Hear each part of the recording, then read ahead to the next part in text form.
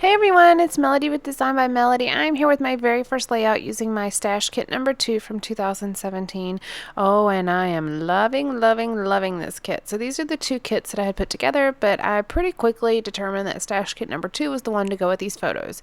These photos are actually of Calen playing basketball in the gym at the YMCA, and obviously as you can see there's the wood flooring, there's a blue background, and then a white background. So I end up pretty quickly pulling out the blues and grays from this kit, and oh my goodness, I love how it turned out. I think it's, yeah, this is my favorite here for a bit. I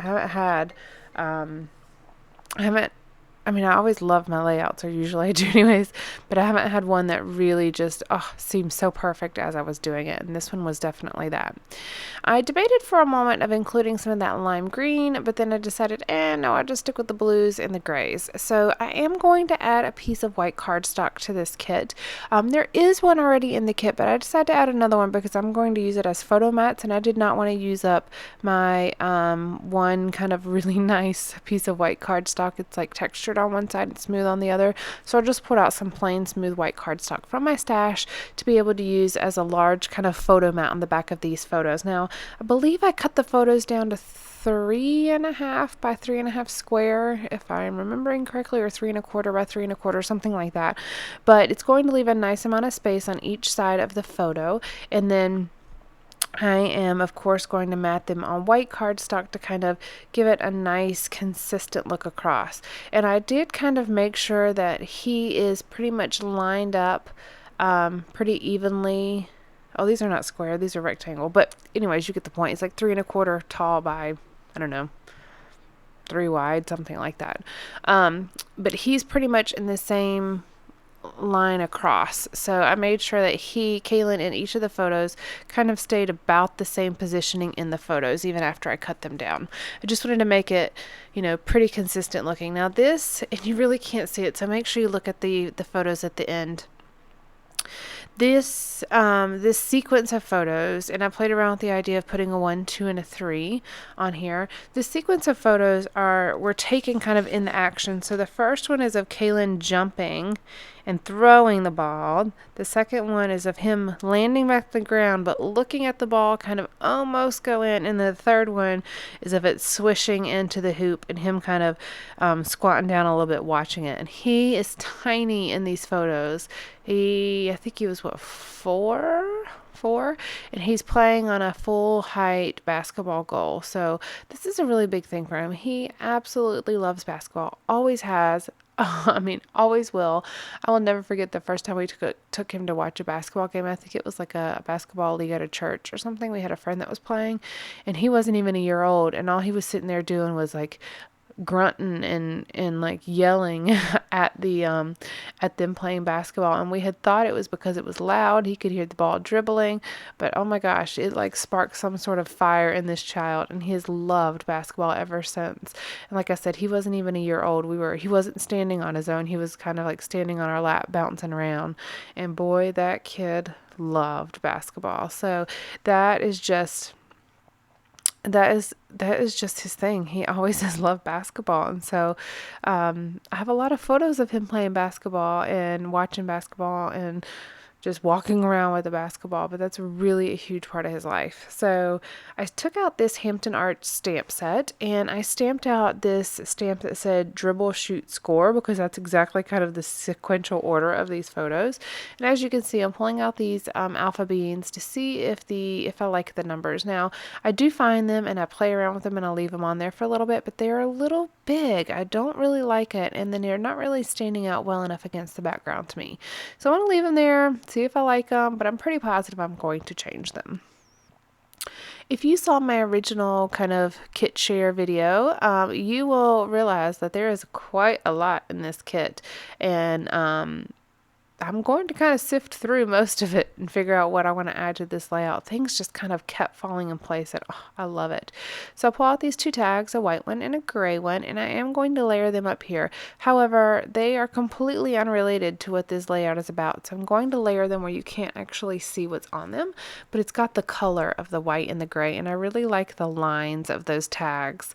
One's kind of rounded at the top, the other one has more of a bracket or a point to it. I just like the way the layering is. And then I had this ticket that I pulled out that said fun times, and that's going to layer right over those tags here at the top. I'm still going through all the wonderful supplies that I had put in this stash kit. This kit is going to be really fun to work with. So right now, let me kind of tell you what I'm working on. Right now, I am working with this stash kit, plus I have my stash kit number 1 sitting on my desk. I keep both of them right there.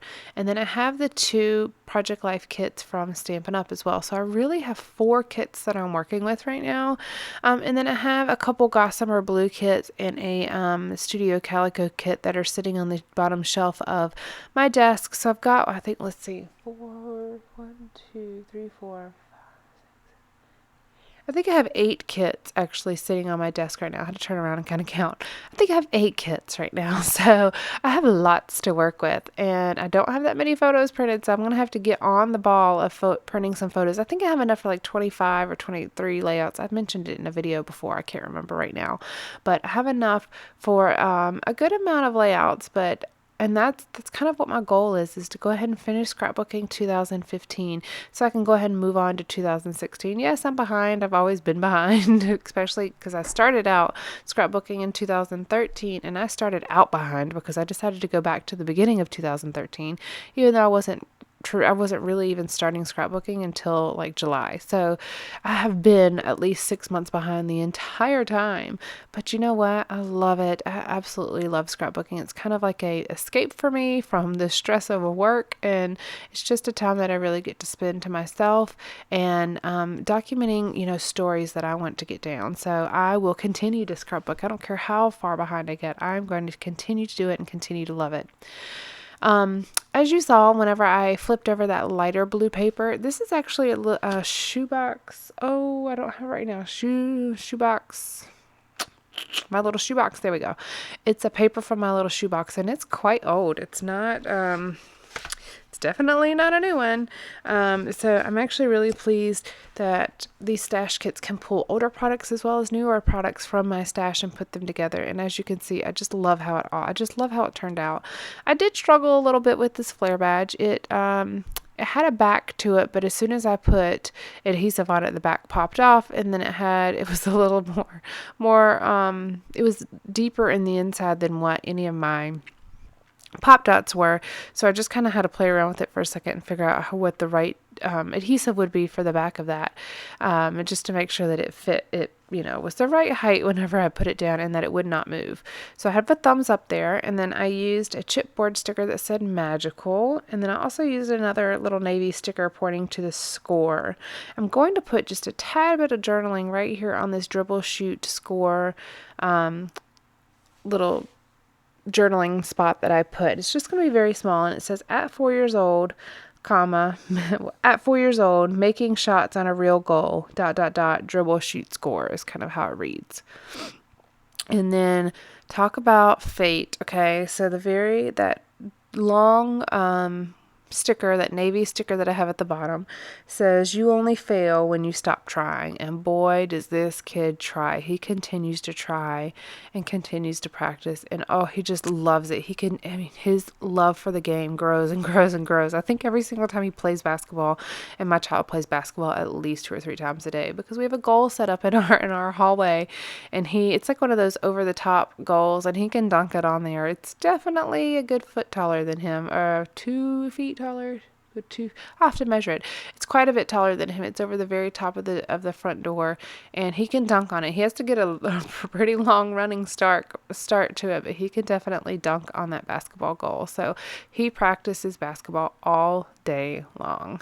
Anytime that he's out of school, anytime that he's home, that is his thing.